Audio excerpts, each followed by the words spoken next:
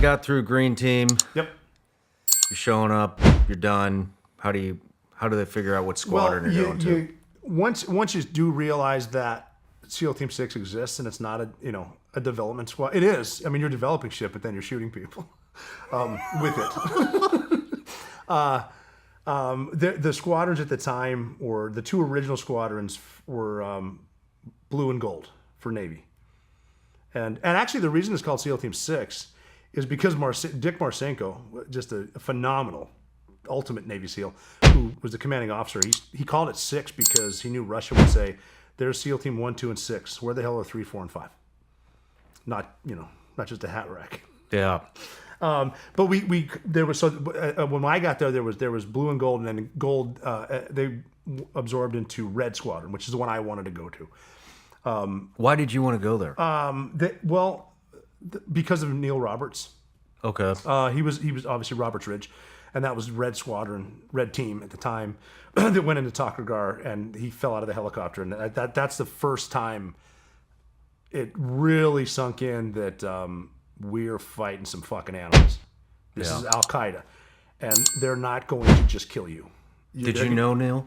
I did. He was one of the first Navy SEALs I met. I met Don Shipley. I met Neil Roberts. Neil Roberts took me and my friend Matt to lunch at Arby's. I'll never forget that. Brand new guys, SEAL Team 2. And he was just always so willing to help you with anything. From the finance rate you're getting on that car at that stupid used car lot off base to here's where you put your 60 pouches. Okay, come here. This girl's crazy. Get away from her. Neil Roberts is the guy. And his name is Neil Roberts, Robert O'Neill. And he was a red hair. I mean, a complete stud. Like, he was way better than me. Like, I think his O-course time is on his headstone still, because he had the record for so long, which I think is fucking awesome. Yeah. But he was just he was a one percenter, but in every way, salt of the earth, nicest guy in the world. He can murder you with a knife, like, just awesome guy. And just because of the fight at Takragar, the story of what happened, everything from Chapman to Slab, what they did on that mountain, Brett Morgani, the guys, how they just never leave anyone behind, and they went back, and they got in one of the worst gunfights you can imagine, close quarters with PKMs getting shot at you at night. And just to hear, and I'm not going to tell their story, I wasn't there, but just to hear them debrief us, it's like, okay, I want to go to, I mean, the Bones, man, blue team, awesome. Gold team, doesn't take shit, awesome, but I just wanted red. I mean, I'll go to the other ones because, I mean, it was even cool to go through green team because the instructors were all at squadrons. And as a new guy looking at the Trident, I felt like that looking at the Bones, looking at the Crusader, looking at the Red Man, and I just wanted red team. I felt it.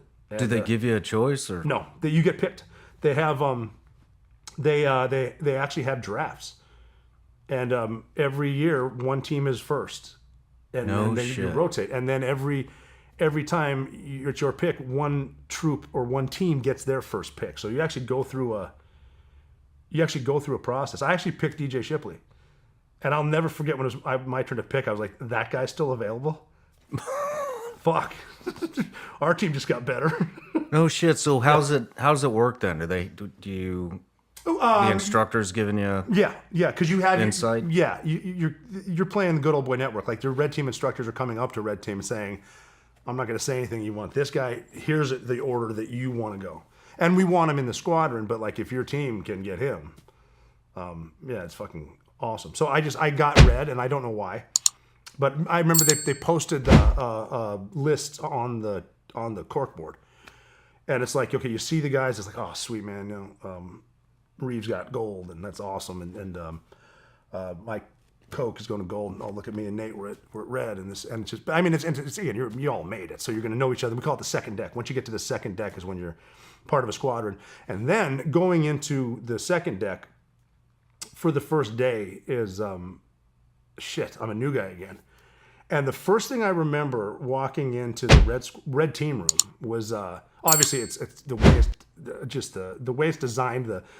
memorabilia shit. Neil Roberts' fucking bent saw is up there in a frame above the desk where he used to sit. Wow. Now, but it's like, it's from reading history to being, now you're a part of it. But now it's like, holy fuck, I'm scared of these guys.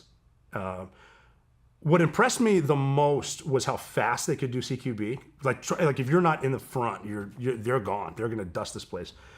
But the second thing was how funny they were, the humor and the camaraderie. Like, oh my God, I thought I was funny. I got to step up because these dudes are funny, and they're just good dudes. Like, and I maintained that up until the last day, my last day at SEAL Team 6. I was lucky because every single day I got to go to work with people who were better than me. And we didn't necessarily undermine each other. We would ask each other questions. Well, you did this. Why does that work? And what do you think about that? And how should I carry this? I got to a point where I was telling my guys, you don't need to carry a pistol. And they're like, why is that? And I'm like, well, if you get into a room and your primary goes down, your buddy already killed him. And if you go outside with a pistol, just fucking bring a cleaning rod or throw rocks at him. Clean your fucking gun. Like, this pistol's not doing shit. It's weight. You're carrying weight. Take that shit off your gun. It's not a space gun. You need your EOTech and a laser and an extra battery for your nods because it's going to fail. Yeah. Change your batteries every day. Yeah, but the first day there, just watching them work and then seeing how they work together and the humor and the camaraderie. And that's what I think makes a great team is morale. They always made sure morale was high. Little things like, you guys have anything to do? Go home. Be with your kids. We're not doing shit today. Leave. And it was a big boy mentality. Like, our first muster is going to be 10 a.m. I'm just assuming you will have gone in and worked out by then. Yeah. And we did. And it wasn't like organized PT or march to the surf zone. It's like, do your thing. Can you carry me if I get shot in my body armor? Are you doing those workouts? Then we have no problem. And then you do the, we got there, we're doing a work. And it was just like, now it's like, over there, it wasn't new guy. It was like newer guy. And instead of like, fuck you, you idiot, it's like, here, let me show you how that, come on.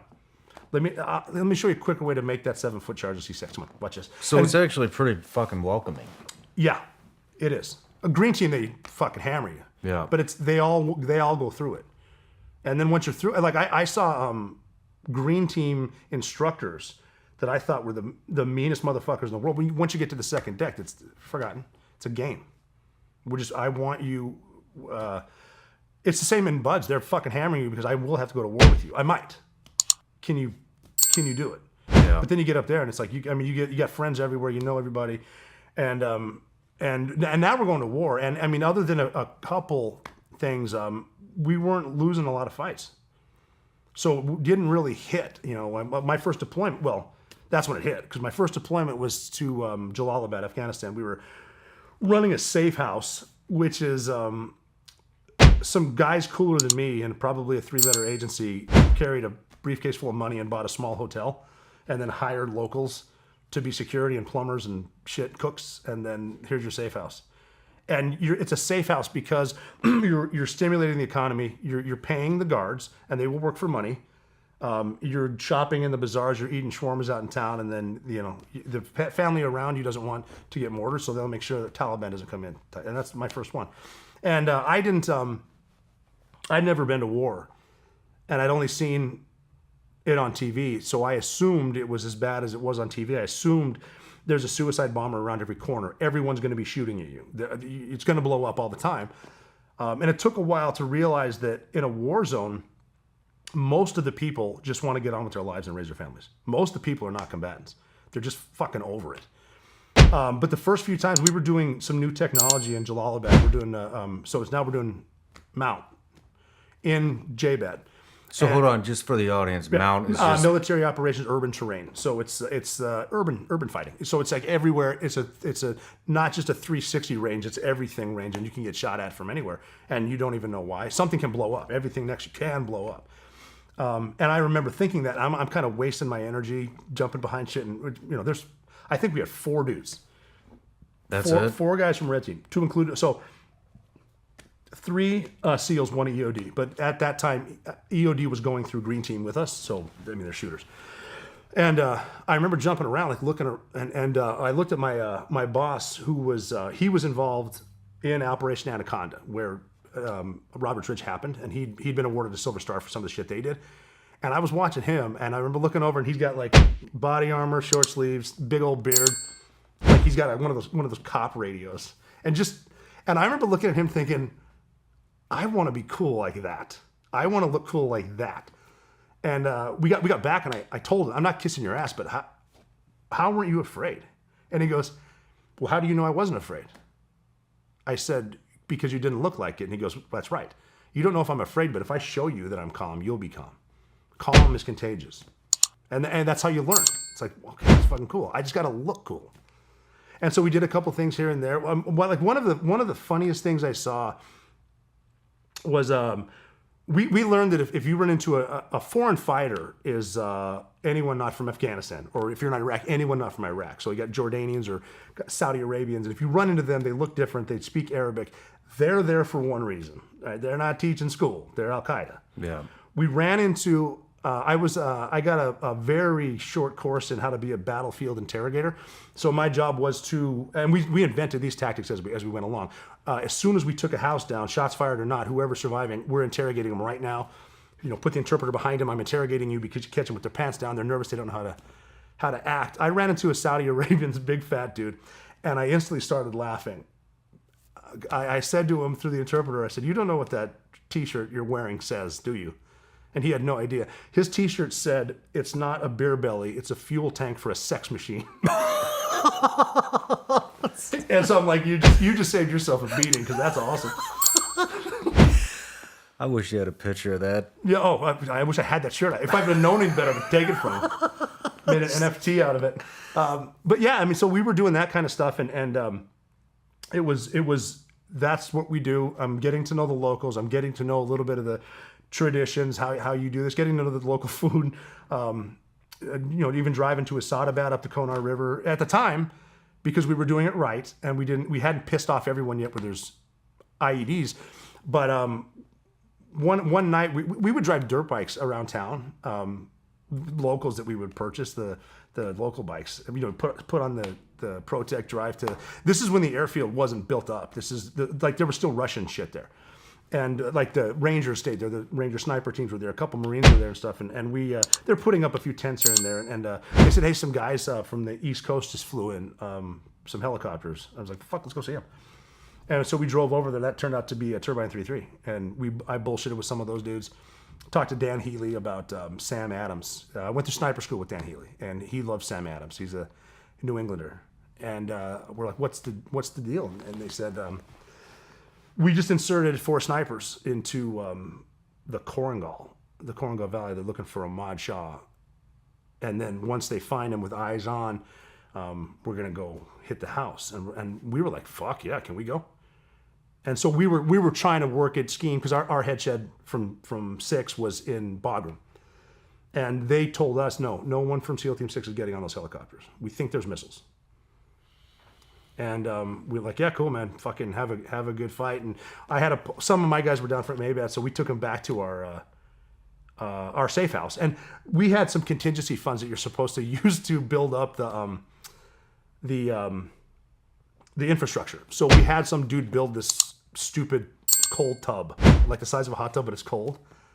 And we were just sitting there. We could get Heineken over there. So we were sitting there having, and actually the Heineken story is funny, because when I first got there, they had a place where we could send the interpreter to get booze for us. I mean, obviously no one drinks overseas, but we sent them there, and the price was, I want to say $20 for a bottle of Stolichnaya vodka and $30 for a case of Heineken. And so we sent the Terps out. My Terp was Larry, because we couldn't pronounce his name, so he's just Larry. And we sent him out to get some stuff. And I'm the newer guy there, but I'm now, I'm over there, and he came back with nothing. He said, yeah, the guy running the shop said, I know who you're selling this to. These are for the Americans, and the prices went from 20 and 30 to 50 and 60. And I'm like, fuck this. Are you kidding me? Get your shit on. So we roll over there and we go to the guy. Look, I can appreciate inflation. 20, 30, you go 25, 35, that's fine. You raise it that high. You can't sell booze in the Islamic Republic of Afghanistan. I'm going to take it all for free and put you in jail.